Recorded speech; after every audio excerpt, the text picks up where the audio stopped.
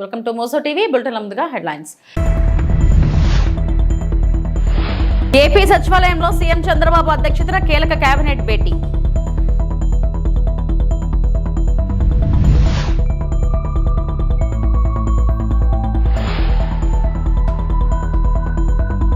విద్య, పేదల వైద్యం మాకు అత్యంత ప్రాధాన్య అంశాలు. తెలంగాణ సీఎం రేవంత్ రెడ్డి.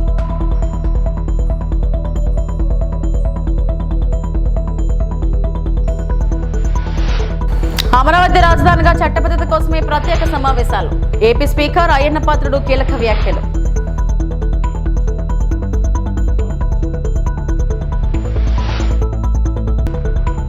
మార్కాపురం వద్ద ఘోర రోడ్డు ప్రమాదం, 13 మంది సజీవ దహనం.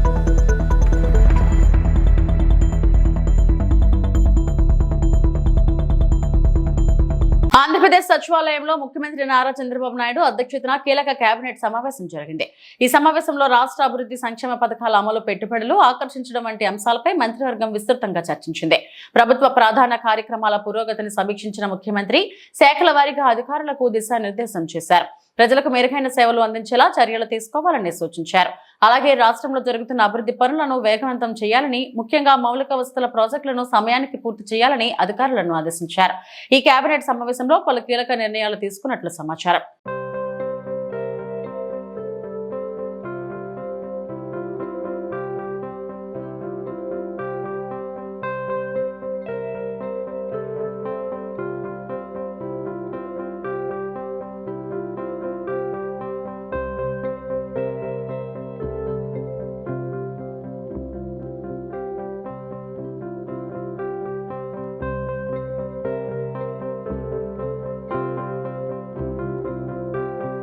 విద్య, పేదల వైద్యం తమ ప్రభుత్వానికి అత్యంత ప్రాధాన్యాంశాలని తెలంగాణ సీఎం రేవంత్ రెడ్డి అన్నారు. వైద్యానికి నిధులు కేటాయించి రాష్ట్రాన్ని రోల్ మోడల్ గా తీర్చిదిద్దుతామని చెప్పారు. శాసనసభలో సీఎం మాట్లాడారు. గత ప్రభుత్వం రాజీవ్ ఆరోగ్యశ్రీ బకాయిలను పెండింగ్ లో ఉంచిందని సీఎం రేవంత్ రెడ్డి అన్నారు. ఇప్పటి వరకు తమ ప్రభుత్వం 2480 కోట్లు చెల్లించినట్లు చెప్పారు. ప్రభుత్వ ఆసుపత్రులకు 927 కోట్లు, ప్రైవేట్ ఆసుపత్రులకు 1180 కోట్లు చెల్లించినట్లు సీఎం వివరించారు. శాసనసభలో ఆయన మాట్లాడారు. తమ ప్రభుత్వ హయాంలో 2046 కోట్ల విలువైన సీఎంఆర్ఎఫ్ చెక్కులను పంపిణీ చేశామని చెప్పారు. గతంలో ఈ చెక్కుల విషయంలో అవినీతి జరిగిందన్నారు. 27 నెలల కాంగ్రెస్ ప్రభుత్వ పాలనలో పేదల వైద్యం కోసం 4500 కోట్లు చెల్లించామన్నారు. డిసెంబర్ 6, 2023 వరకు ప్రతి నెల యావరేజ్గా గత ప్రభుత్వం ఖర్చు పెట్టింది 52 కోట్ల రూపాయలు రాజీవ్ ఆరోగ్యశ్రీలో. డిసెంబర్ 7, 2023 నుంచి మార్చ్ 25, 2026 దాదాపుగా 26, 27 నెలలలో ప్రతి నెల ఈ ప్రభుత్వం ఖర్చు పెట్టింది 89 కోట్ల రూపాయలు అధ్యక్ష యావరేజ్గా. అదేవిధంగా రాజీవ్ ఆరోగ్యశ్రీలో రాష్ట్ర ప్రభుత్వం పేమెంట్లు ఇవ్వడం లేదు. దాంతో ప్రైవేట్ హాస్పిటల్స్ మూతపడుతున్నాయి, మాకు నోటీస్ ఇచ్చిండ్రు, మీరు ఇంకా దాని మీద స్పందించడం లేదన్నట్టుగా ఏదైతే మాట్లాడుతుండ్రో ఈ వారసత్వం వారి నుంచి మాకు వచ్చింది అధ్యక్ష. ఈ రాజీవ్ ఆరోగ్యశ్రీ బకాయిలు పెట్టి అధికారాన్ని కోల్పోయి ఆ భారాన్ని మా నెత్తి మీద పెడితే ఆ భారాన్ని మోస్తూనే మేము 5 లక్షల నుంచి 10 లక్షల రూపాయలకు పెంచడం జరిగింది అధ్యక్ష. ఆ విషయం కూడా 7 తారీఖు నాడు మేము ప్రభుత్వం బాధ్యత తీసుకున్నప్పుడు 7/12/2023 నాటికి గత ప్రభుత్వం నుంచి వారసత్వంగా మాకు వచ్చిన భారము 600 కోట్ల 27 లక్షలు అధ్యక్ష. 600 కోట్ల 27 లక్షల రూపాయల భారము గత ప్రభుత్వం నుంచి మాకు వారసత్వంగా రాజీవ్ ఆరోగ్యశ్రీలో భారం వచ్చింది అధ్యక్ష. అందులో గవర్నమెంట్ హాస్పిటల్స్కి 240 కోట్ల 11 లక్షలు, ప్రైవేట్ హాస్పిటల్స్లో 360 కోట్ల 16 లక్షలు. అదేవిధంగా అధ్యక్ష మేము ప్రభుత్వం వచ్చిన తర్వాత మేము చేసిన పేమెంట్స్ 7/12/2023 నాడు మేము పదవి చేపట్టినాక 8/12/2023 అంటే ఫైనాన్షియల్ ఇయర్ 2023-24 అంటే కంప్లీట్ మార్చ్ 31, 2024 వరకు వాళ్ళు లేరు అధ్యక్ష. 3 నెలల ముందే ఈ ప్రభుత్వం బాధ్యత తీసుకున్నది. ఈ ప్రభుత్వం బాధ్యత తీసుకున్న 8/12/2023 నుంచి ఈ రోజు వరకు 2408 కోట్ల రూపాయల 51 లక్ష ఇప్పటి వరకు మన ప్రభుత్వం పే చేసింది అధ్యక్ష. ఇందులో గవర్నమెంట్ హాస్పిటల్స్కి 927,99,00,000, ప్రైవేట్ హాస్పిటల్స్కి 1,480,52,00,000 రూపాయలు. అంటే గవర్నమెంట్లో 34 కోట్లు పర్ మంత్ ఇస్తే ప్రైవేట్లో 55 కోట్లు పర్ మంత్ ఇవ్వడం జరిగింది అధ్యక్ష. అదేవిధంగా అధ్యక్ష, ఈ రోజు అవుట్ స్టాండింగ్, ఇప్పుడు వారు ఏదైతే చాలా అవుట్ స్టాండింగ్ ఉందని అంటుండ్రో, యాజ్ ఆన్ డేట్ 25th వరకు క్యాలిక్యులేట్ చేస్తే ఈ రోజు వరకు 727.75 కోట్లు. అంటే వాళ్ళు ఇచ్చిపోయిన 600కు మేము 28 నెలల అదనంగా బకాయి పడ్డది 100 కోట్ల చిల్లరనే అధ్యక్ష. మన ప్రభుత్వం ఎక్కడ కూడా ఎప్పటికప్పుడు దాదాపుగా ఇచ్చుకుంటూనే వచ్చినాము. పాత బకాయిలను తిరిగి చెల్లించడానికి, ఆ భారాన్ని వదిలించుకోవడానికి ఇప్పుడు కష్టమవుతుంది. వాటిని కూడా ఏ విధంగా చెల్లించాలనే ప్రణాళిక మనం చేసుకుంటూ వస్తున్నాం అధ్యక్ష. అందులో కూడా గవర్నమెంట్ హాస్పిటల్స్కి ఎక్కువ బకాయి ఉంది. గవర్నమెంట్ హాస్పిటల్స్కి 496.31 కోట్ల రూపాయలు బాకీ ఉంటే ప్రైవేట్లో ఉన్నది 231.44 కోట్లే అధ్యక్ష. సో ప్రైవేట్లో బకాయిలు చాలా తక్కువ ఉన్నాయి. ప్రైవేట్ హాస్పిటల్స్ రాజీవ్ ఆరోగ్యశ్రీ నిధులు ఇవ్వకపోవడం వల్ల ట్రీట్మెంట్ అందించడం లేదు, దానివల్ల పేదలకు అన్యాయం జరుగుతుందని ఏదైతే అపోహ కల్పించే ప్రయత్నం చేస్తున్నారో వాస్తవ వివరాలు ఇవి అధ్యక్ష. ఆంధ్రప్రదేశ్ రాజధాని అంశంపై కీలక పరిణామం చోటు చేసుకుంది. అమరావతికి చట్టబద్ధత కల్పించే దిశగా రాష్ట్ర ప్రభుత్వం ప్రత్యేక అసెంబ్లీ సమావేశం నిర్వహించనుంది. ఈ నెల 28వ తేదీ ఉదయం 11 గంటలకు అసెంబ్లీ ప్రత్యేక సమావేశం జరగనున్నట్లు శాసనసభ స్పీకర్ చింతకల అయ్యన్న పాత్రుడు ప్రకటించారు. అమరావతిని రాజధానిగా గుర్తించేందుకు ఇప్పటి వరకు చట్టపరమైన స్పష్టత లేకపోవడంతో ఈ సమావేశం ఏర్పాటు చేస్తున్నట్లు తెలిపారు. అసెంబ్లీలో విజయవాడ అమరావతి ప్రాంతాన్ని రాజధానిగా ప్రకటిస్తూ ఏకగ్రీవ తీర్మానం చేసి వెంటనే కేంద్ర ప్రభుత్వానికి పంపనున్నట్లు స్పీకర్ వెల్లడించారు. కేంద్రం ఇప్పటికే అమరావతిని ఆమోదించినప్పటికీ పార్లమెంట్లో బిల్లు ఆమోదం అవసరమని ఆయన చెప్పారు. రాష్ట్ర అసెంబ్లీ తీర్మానం తర్వాత పార్లమెంట్లో బిల్లు ప్రవేశపెట్టి చట్టబద్ధత కల్పించేలా చర్యలు తీసుకుంటామని వివరించారు. ఈ ప్రక్రియ పూర్తయితే రాజధాని అంశంపై ఉన్న వివాదాలకు ముగింపు పడుతుందని స్పీకర్ స్పష్టం చేశారు. ఎందుకు పెడుతున్నామంటే సడన్ గా ఇప్పుడు వరకు మన రాజధాని చట్టబద్ధమైనటువంటి నిర్ణయం రాలేదు. ఇంకా అప్పుడు వచ్చి అమరావతి రాజధాని ఉన్నాం కానీ చట్టపరంగా లేదు. ఇప్పటి నుంచే ట్రై చేస్తున్నాం. ఇప్పుడు కేంద్ర ప్రభుత్వం కూడా అమరావతి ఒప్పుకుంటారు. ఒప్పుకోవడం కాదు కావాల్సింది పార్లమెంట్లో బిల్లు పాస్ అవ్వాలి. అంటే రేపు 4వ తారీఖు వరకు పార్లమెంట్ ఉంది. ఇప్పుడు ప్రధానమంత్రి గారు అంత కూర్చొని మాట్లాడుకొని చట్టబద్ధం చేద్దాం, డిలే చేయడం ఎందుకు అని చెప్పి నిర్ణయం తీసుకున్నారు. అంటే మాకు ఫోన్ వచ్చింది 2 రోజుల క్రితం. అసెంబ్లీలో తీర్మానం చేసి విజయవాడలో అమరావతి రాజధానిగా ఉండాలని చెప్పి అసెంబ్లీలో ఒక తీర్మానం చేసి పంపించుకున్నారు. ఇమీడియట్గా 4వ తారీఖునేమో పార్లమెంట్లో పెట్టి దాన్ని చట్టం చేస్తారు. అంటే రేపు 28 అసెంబ్లీ పెట్టాను. 28 అసెంబ్లీ ఉదయం 11 గంటలకు స్టార్ట్ అవుతుంది, సాయంత్రం వరకు జరుగుతుంది.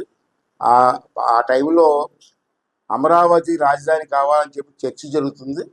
చర్చ జరిగి అందరం కలిసి ఏకగ్రీవంగా తీర్మానం చేయమని చెప్పి కోరుతాను నేను. అప్పుడు అందరూ కలిసి తీర్మానం చేస్తారు. తీర్మానం చేస్తే తీర్మానం కాబట్టి నేను పార్లమెంట్ పంపిస్తాను.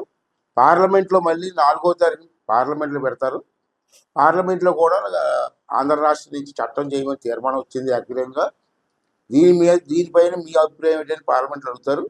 పార్లమెంట్లో కూడా అందరూ కూడా మనకే మెజారిటీ ఉంది కాబట్టి అందరూ ఆమోదిస్తారు. అది చట్టపరం అయిపోతుంది. కొంతమంది సైకోల్ లాంటి మాట్లాడడానికి అవకాశం ఉండదు. చట్టం లేదు, చట్టపరం లేదు, రాజధాని ఎలాగంటారని కొంతమంది మాట్లాడతారు. మధ్యని ఆ చట్టం ఏమైతే వాళ్ళు కూడా మాట్లాడడానికి అవకాశం ఉండదు.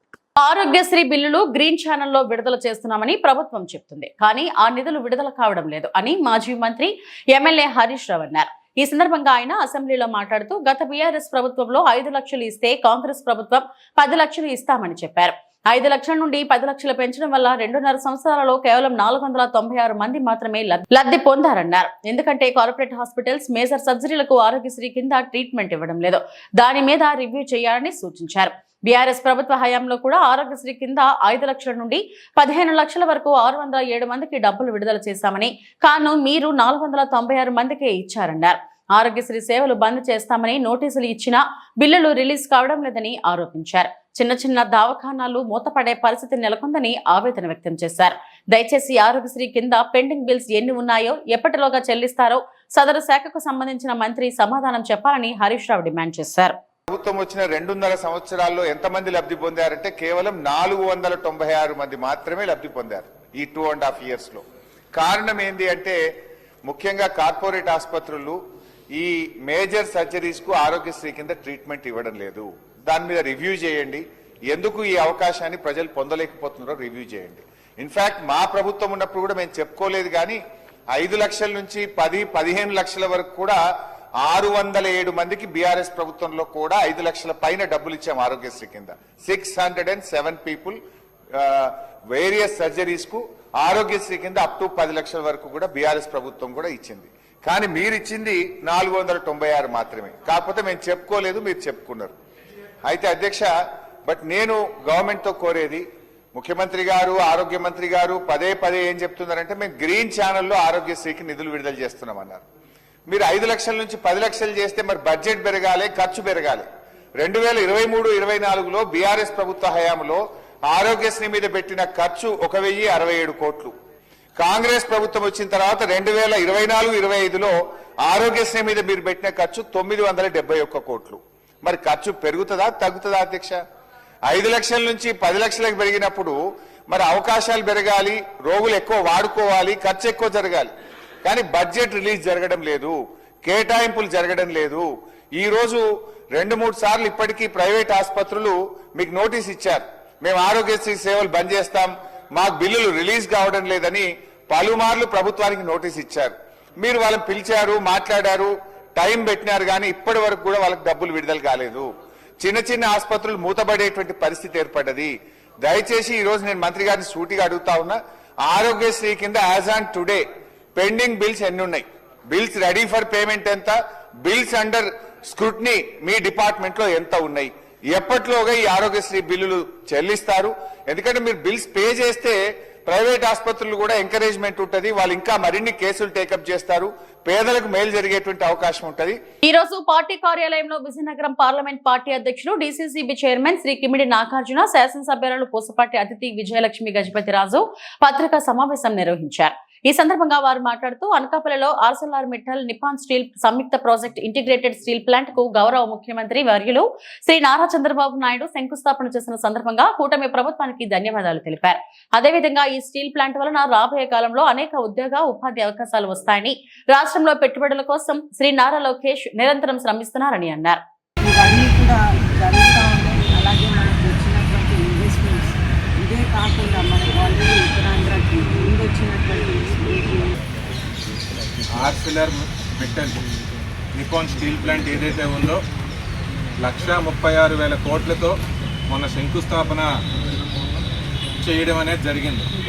మరి ఇటువంటి ప్రక్రియ అనేది మన ఆంధ్ర రాష్ట్రంలో రావడం చాలా శుభసూచకం. ఎందుకంటే ఈ సంస్థ వల్ల ఉత్తరాంధ్రలో కానీ ఆంధ్ర రాష్ట్రం మొత్తం మీద కానీ సుమారు 1,00,000 ఉద్యోగాలు ప్రత్యక్షంగా మరియు పరోక్షంగా రాబోతూ ఉన్నాయి. అదే రకంగా ఈ స్టీల్ ప్లాంట్కి సంబంధించిన యాన్సిలరీ బిజినెసెస్ ఏవైతే ఉంటాయో ఇండైరెక్ట్గా అవి కూడా రాబోతూ ఉన్నాయి. కాబట్టి ఇటువంటి సంస్థని ఉత్తరాంధ్రకు తీసుకొచ్చినటువంటి కూటమి ప్రభుత్వానికి ముందుగా ధన్యవాదాలు తెలియజేస్తూ ఉన్నాను. అదే రకంగా రెండో విషయం, చాలా ముఖ్యమైన విషయం ఒకటి మాట్లాడాలి. ఈ స్పీడ్ ఆఫ్ డూయింగ్ బిజినెస్ వెనకాతల ఉన్న అతి ముఖ్యమైన వ్యక్తి నారా లోకేష్ గారు. గూగుల్ కానివ్వండి, టీసీఎస్ కానివ్వండి, ఇవన్నీ కూడా ఆంధ్రాకు వచ్చాయంటే దీని వెనకాతలు ఉన్న అతి ముఖ్యమైన కారణం నారా లోకేష్ గారు. నాకైతే ఒక ఉత్తరాంధ్ర వాసిగా చాలా గర్వంగా ఉంది, చాలా సంతోషంగా ఉంది, భవిష్యత్తు చాలా బాగుంటుంది అన్న నమ్మకం కూడా ఉందండి. ఎందుకంటే ఈ కంపెనీలు రావడం వల్ల ఉద్యోగాలు రావడంతో పాటు టూరిజం సెక్టర్ కూడా పెరుగుద్ది, వీటికి సంబంధించిన హోటల్స్ వస్తాయి, వీటికి సంబంధించిన రెస్టారెంట్స్ వస్తాయి. అందరూ కూడా ఇక్కడికి వచ్చిన తర్వాత ఏంటంటే ఈ ఉపాధి అవకాశాలు పెరగడం, మన ఉత్తరాంధ్రకి రెవెన్యూస్ ఇంకా పెరగడం కూడా జరుగుతాయని చెప్పి ఈ సందర్భంగా తెలియజేసుకుంటూ, ఇంత మంచి అభివృద్ధి కార్యక్రమాల్ని ఆంధ్ర రాష్ట్రంలో నడిపిస్తూ ఉన్న కూటమి ప్రభుత్వానికి, ముఖ్యంగా మన ముఖ్యమంత్రి వర్యులు నారా చంద్రబాబు నాయుడు గారికి ఇంకొకసారి ధన్యవాదాలు చెప్పుకుంటూ సెలవు తీసుకుంటున్నాం. మార్కాపురం జిల్లా రాయవరం సమీపంలో గురువారం తెల్లవారుజామున జరిగిన ఘోర రోడ్డు ప్రమాదం సామాన్యుల బతుకుల్ని బుగ్గు చేసింది. పలకల క్వారీల వద్ద టిప్పర్ను ప్రైవేట్ ట్రావెల్ బస్సు ఢీకొట్టడంతో బస్సుతో పాటు ట్రిప్పర్లోని మంటలు చెలరేగాయి. ప్రమాదంలో బస్సులోని 13 మంది ప్రయాణికులు సజీవ దహనమయ్యారు. మరో 28 మందికి గాయాలయ్యాయి. ఈ దుర్ఘటనలో బస్సు టిప్పర్ పూర్తిగా దగ్ధమైంది. ఘటనా స్థలానికి దృశ్యాలు ప్రమాద తీవ్రతను కళ్ళకు కడుతున్నాయి.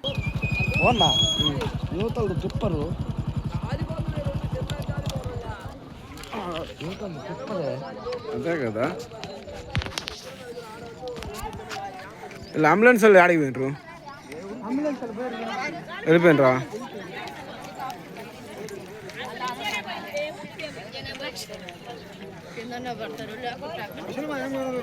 లోపల ఉందా?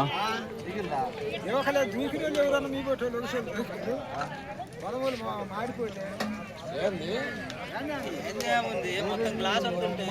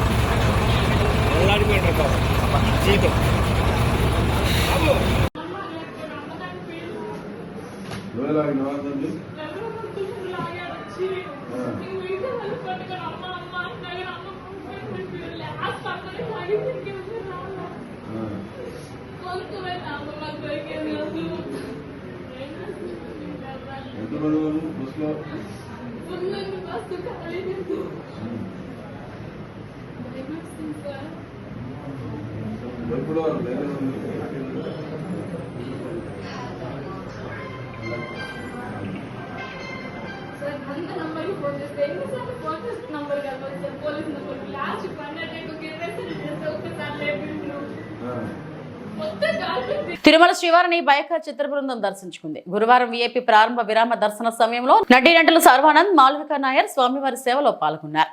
ప్రముఖ నటుడు సంపత్ రాజ్ స్వామివారిని దర్శించుకున్నారు. దర్శనం అనంతరం రంగనాయకుల మండపంలో పండితులు వారికి వేదాశీర్వచనం చేసి స్వామివారి తీర్థ ప్రసాదాలను అందజేశారు.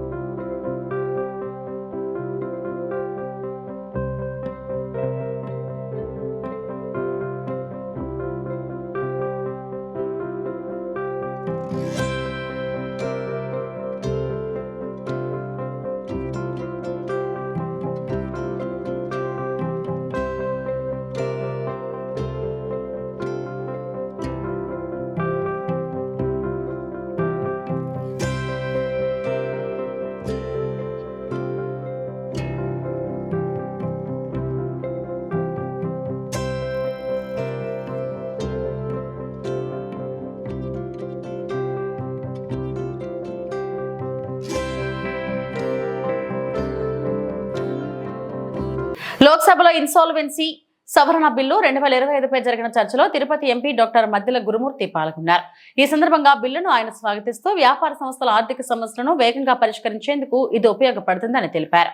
ముఖ్యంగా ఆర్థిక ఇబ్బందుల్లో ఉన్న కంపెనీల కేసులను 14 రోజుల్లో విచారణకు తీసుకురావడం వల్ల రికవరీ ప్రక్రియ వేగవంతం అవుతుందని చెప్పారు. అయితే మోసపూరిత లావాదేవీలను గుర్తించే విధంగా చట్టంలో మార్పులు చేయాలని సూచించారు. సంస్థలు పూర్తిగా మూసివేయకుండా వ్యాపారం కొనసాగించేలా చర్యలు ఉండాలని పేర్కొన్నారు. ఈ చట్టం సమర్థవంతంగా అమలు కావాలంటే తగిన రక్షణ చర్యలు, సంస్థాగత సామర్థ్యాన్ని పెంచాల్సిన అవసరం ఉందని అన్నారు. ముఖ్యంగా ఎన్సీఎల్టీ కోర్టుల సామర్థ్యాన్ని పెంచాలని సూచించారు. In class 4 section 7, class 5 and class 6 section 9 and 10 the 14-day admission timeline is a strong reform that it will reduce delays and improve value realization, sir, but supported by to enhance NCLT efficiency, sir. Chairman, sir, in class 3 section 5, clear identification of avoidance and fraudulent transaction, it strengthens accountability, sir. In class 2 section 3, clear operational guidelines needed, sir, to avoid some disputes, sir. Class 13 section 21, it enhances role of COC, improves creditor oversight and transparency, sir. In class 40 chapter 4A CIRP, it's a strong transformative mechanism, sir.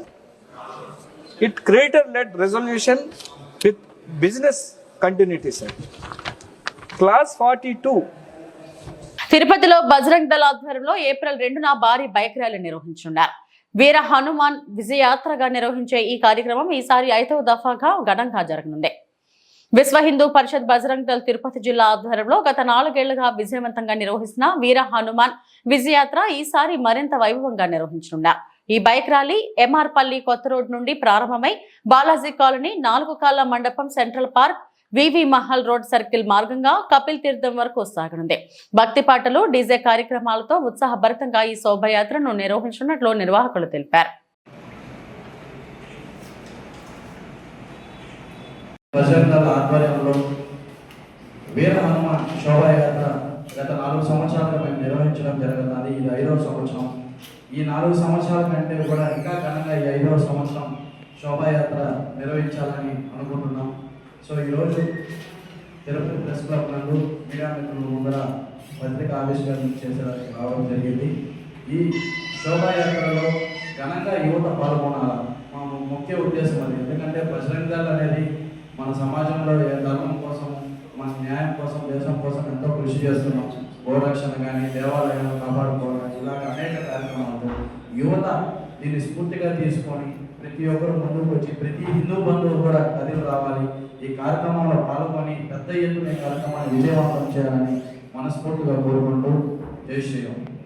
ఇవి ఇప్పటివరకు నా bulletin updates. నమస్తే.